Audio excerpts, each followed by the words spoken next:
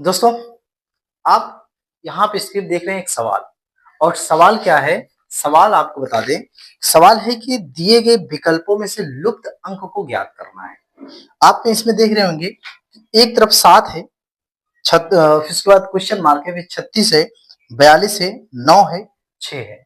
Option दिया गया है 54, 34, 78, 24। इसका क्या आंसर होगा? कैसे लगेगा? जरा हम आपको यहाँ पे बता रहे हैं। क्वेश्चन को ध्यान से जरा एक बार पढ़िएगा कि दिए गए विकल्पों में से लुप्त अंक को ज्ञात करना है। यहां पर मैं आपको बता रहा हूं, ये जो है आपका इसी तरह सर्कल है, ठीक है, क्वेश्चन में। फिर उसके बाद इस तरह आपका बना हुआ है, फिर यहां से ऐसे क्रॉस करके ये ऐसे क्रॉस किया गया है। बात क्लियर हुई? अब यहां पर 7 है और 7 के अपोजिट जो लिखा गया है वो 42 लिखा गया है। फिर उसके बाद यहां पर 6 है और 6 के अपोजिट में लिखा गया है 36। और उसके बाद यहां पर 9 लिखा गया है, 9 के अपोजिट क्या है, इसे मुझे ज्ञात करना है। 4 ऑप्शन दिए गए हैं, एक तरफ 54 है, 34 है, 78 है और 24 है। इसका सही आंसर क्या होगा? आप लोग भी जरा हमें कमेंट करके बता दीजिएगा। मैं एक को पकड़ूंगा, अच्छे से एक को पकड़ना है। जैसे 7 को पकड़ते हैं तो 7 को अगर हम 6 बार गुणा करते हैं तो 7 छंग कितना होता है? 42 होता है दोस्तों। अगर मैं 6 को 6 से गुणा करता हूं दोस्तों तो 36 हो जाता है। क्या मैं 9 को 6 से गुणा कर सकता हूं?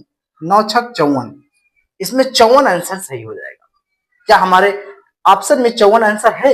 अगर 54 आंसर है, इसका आंसर 54 होगा और इसलिए 54 इसका सही हो जाएगा, यानी कि ऑप्शन ए यहाँ पर सही हो जाएगा। बात समझ में आ रही है? अब जरा फिर से आपको बता दें, यहाँ पर 7 है, 7 के अपोजिट में 42 है। आखिर 42 आया तो आया कैसे? रीजनिंग का मतलब है कि तोड़ मरोड़ कर किसी भी तरह से 42 हमको लाना है। तो 7 छंग 42 हुआ, उसके बाद 6 छाक 36 हुआ, तो 9 छक 54 हुआ। इसका सही आंसर हो जाएगा 54 हो जाएगा।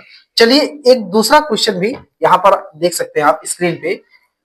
दूसरा जो क्वेश्चन है स्क्रीन पे आप देखेंगे, इसमें ये लिखा गया है लुप्त संख्या को ज्ञात करना है। लुप्त संख्या क्या है? इसमें देखो 361 लिखा गया है,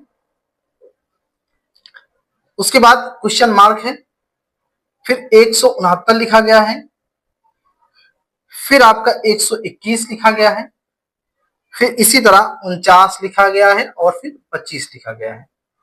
अब ये क्रम ऐसा कौन सा है कि इस जो यहां पर क्वेश्चन मार्क है, यहां पर ऐसी कौन सी संख्या फिट बैठेगी? ऑप्शन में भी जरा देखिए, 196 है, 324 है, 256 है, 289 है, ये ऑप्शन है। इन चारों में से ऐसा कौन सा यहां पर अंक है जो फिट बैठेगा? जरा देखो यहां पर 361, उसके बाद क्वेश्चन मार्क, फिर 169, 121, 49, 25। आपको अगर सवाल कठिन लग रहा है, यानी कि अब यहां पर देखेंगे हमें ये 25 कैसे आया, फिर 25 के बाद 49 कैसे आ गया, 121, 178, फिर यहाँ क्या आएगा? इस तरह भी लगा सकते हैं या इस तरह भी लगा सकते हैं कि 361 बाद क्या आएगा, फिर इसके बाद 172 कैसे आएगा, फिर 121 कैसे आएगा, फिर 49 कैसे आएगा या फिर 25 कैसे आएगा। बस समझ रहे हो? तो जरा हम यहां पर आपको दो तरीके से बता रहे हैं। देखो 361 जो होता है वो 19 का स्क्वायर होता है, यानी कि 19 को 2 बार गुणा करेंगे तो 361 आएगा। तो 19 का हम गुणा करते हैं 19 बार तो 361 ही आएगा। गुणा करके देख लेना, है ना। देखो 19 नवा 171, हाथ से लगा 17 और 19 से 19 में 17 जोड़ दो, 361 आ गया, है ना। अब इसी तरह उसके बाद इस क्रम का तो मुझे नहीं पता क्या आएगा, है ना। तो जरा मैं इसको छोड़ देता हूं, यहां से चलते हैं नीचे से। 5, ये 5 का वर्ग है, बात समझ में आ रही? 5 का वर्ग है, ये 7 का वर्ग है, ये 7 का वर्ग है। इसका मतलब ये है कि इधर से अगर हम जा रहे हैं तो +2 बढ़ रहा है। अब 7 के बाद देखो यहां पर 11 का आंसर है, यानी कि यहां पे 11 हो रहा है। इसका मतलब यहां पे +2 भी नहीं बढ़ रहा है। तो इसका ये मतलब है कि यहां पर जो 11 है ये 13 है, फिर यहां देखो +2 हो रहा है, फिर यहां कितना आना चाहिए, फिर यहां देखो 19 का वर्ग है। अब जरा समझोगे, यहां पर जितने भी हैं सभी की सभी विषम संख्या है, विषम संख्या है। अगर 19 का पावर 361 हो रहा है तो जाहिर सी बात है कि यहां पर 17 होना चाहिए। क्यों? क्योंकि यहां भी 19 एक विषम संख्या है, 13 भी एक विषम संख्या है, 11 भी विषम है, 7 भी एक, 5 भी सब विषम संख्या है। जिसका मतलब यहाँ पे 17 हो जाएगा।